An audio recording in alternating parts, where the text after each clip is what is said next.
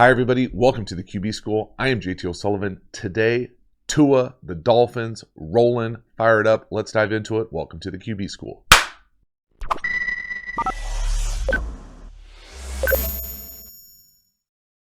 All right, Tua time. 3rd and 11 here for the first one. Slant, Waddle. He's the number 2 receiver at the bottom of the screen.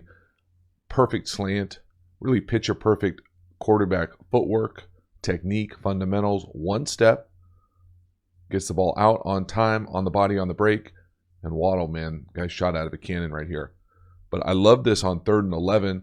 3rd and 11 is a tricky down for a number of different reasons. The idea to be able to hit these slants here versus middle field open, and you potentially have outside leverage, it's picture perfect. I also love this as a 3rd and 11 call here because, you don't really think of slant as a great, I think most people think of it as quick game. But in reality, if you catch one of these slants, you're almost guaranteed to have a chance to get to 11 yards. You break a tackle, it's even better, just like right here. So it's one of those things where I think in the league for a long time, this has always been kind of a 3rd and long-ish call. It just comes out perfectly right here. And Tua executes these types of throws, I would say, as well as anybody. And then look at the acceleration right there. My goodness. Just love the call. Love the execution. One step, rip it. Obviously, leverage. An issue there underneath, but perfect call, great execution. That's Tua doing Tua for me, and the Dolphins putting him in a position to do it. Right here, put this one in here just because I love how he's operating within the pocket. Play action. This is really kind of an over play, and really this is Tua buying time. Now it's also great pass protection. Again, same guy, special talent on the perimeter, but this isn't an RPO. This isn't a slant. This isn't an outside the number throw. This is him in the pocket, standing tall, delivering this kind of like double over. Now, make the argument here that the corner at the bottom of the screen is really the only guy playing some variation of man.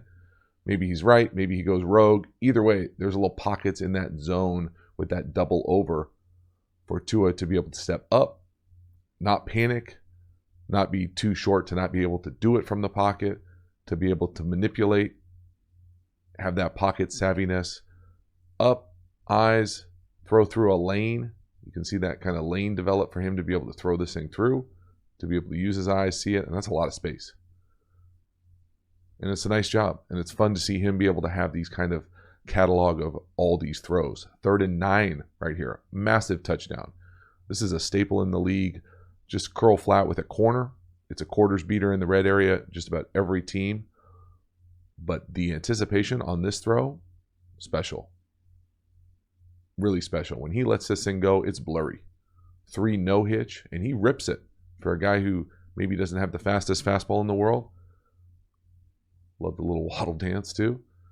But what am I talking about here? I'm talking about just pure curl flat, like we are, junior high ball. Here's the curl. Here's the flat from the backfield. Now, why it's a red zone quarters play is they have a corner tethered to it. So if that corner, the defender, gets out here and drives this corner, you got a shot for a touchdown at the back pylon. That's why the corner is inserted there. It's also a quarters beater because it will keep that quarters safety from driving the hook. So you really got it clear and a threat to the corner. So there's layers to what's going on vertically here with the stress of the defense. But then underneath here, depending on what happens when we run someone out to the flat, you can rip that curl. And when he lets this thing go, it's blurry. There's guys in the lane. This is an anticipation throw. Check out when the ball leaves his hand. Back foot, he's separated. Look at where he's throwing the ball. He's separated to throw 3 no hitch right there to the curl. I mean, you can't barely even see the curl with the glare. That's a blurry window. But look at it open, and it's right on him. I'd make the argument that he doesn't even have to jump. Hits him right in the face. He jumps, and it hits him in the chest. It's a really, really a beautiful throw. The timing, 1, 2, 3, base, all his feet in the ground, let it go. One more time just to see when he decides to let this thing go, because now you can see how muddy it is. So shotgun step, 1, 2, 3, no hitch. His hands are apart right there. I mean, look at that mess. How are you supposed to make sense of what's going on here? you have to trust and know and anticipate that there will be a hook somehow open right there, because that is just a clogged mess. But what solves it? The capital A, anticipation. Boom. And accuracy, lowercase a. Whew. 3 no hitch too. Again, so much decisiveness into this, pattern recognition, trust. Again, no surprise who it is. 17, making plays. Next one here, big dagger at the bottom of the screen. Now get a little bit lucky here from what I would classify as some poor middle field safety play. But again, big play action shot, the threat to run the ball, always got the RPO threat with Tua. And now you incorporate these kind of chunk play action shots and him moving in the pocket a bit up. And it helps to get up into the pocket and there'd be a huge lane to throw right down the hash. But again, look when he lets this thing go. The wide receiver's at the top right of the screen. Right there coming into the screen. Now, the free safety, this is not DB school, but if it is, and was, we'd be talking about angles and poor anticipation.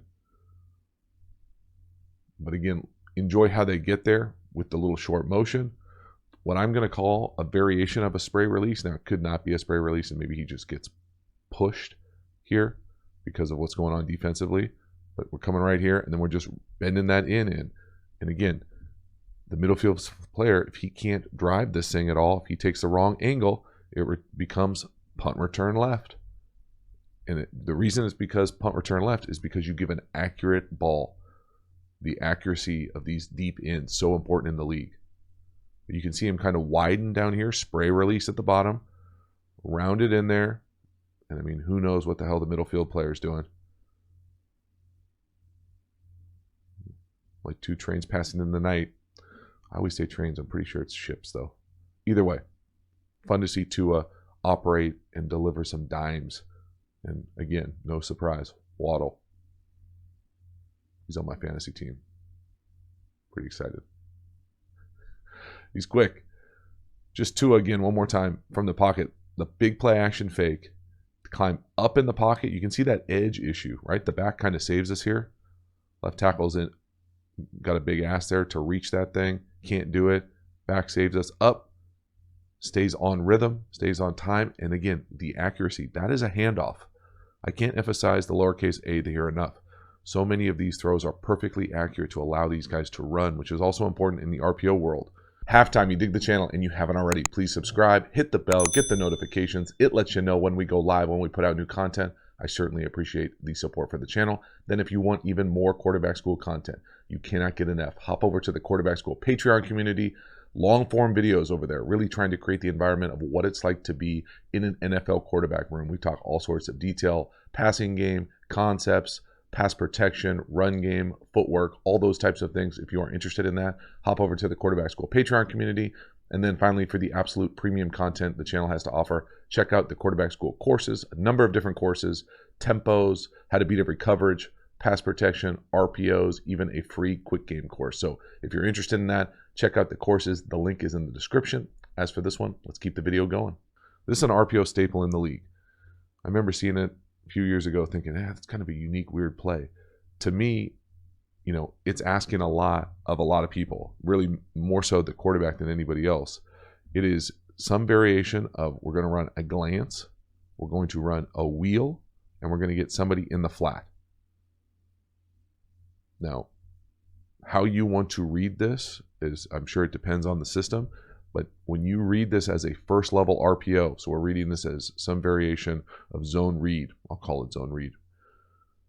We're reading this player. Well, when he takes the run, so we're coming down here, he's going to tackle the dive. The quarterback is then going to pull it, get out on the edge. He's got options. I think it'd be really hard to bang that glance in there, but I've seen this throw a number of times. See Patrick Mahomes make that throw a number of times. Tua tries to make this throw in this game, misses it, going the other way in the corner of the end zone, hits this flat a number of times, but significant, and I've said this many times, you get vertical stretch with the glance, you get vertical stretch with the wheel, you get horizontal stretch with the flat, and you get the run game stretch. I mean, it's tough to handle. Now, you have to have a quarterback who can make good decisions and be decisive, but look at it. And really, that wheel almost operates like a blocking lead blocker. This would have been a nice, if he just hands it off, this is a nice run too. But Tua in the RPO game is probably as fun as just about anybody in the league. Maybe the Chiefs doing it a little bit better. Certainly for longer. Just fun to see how they're taking advantage of his skill set. One more time, again, with the short motion.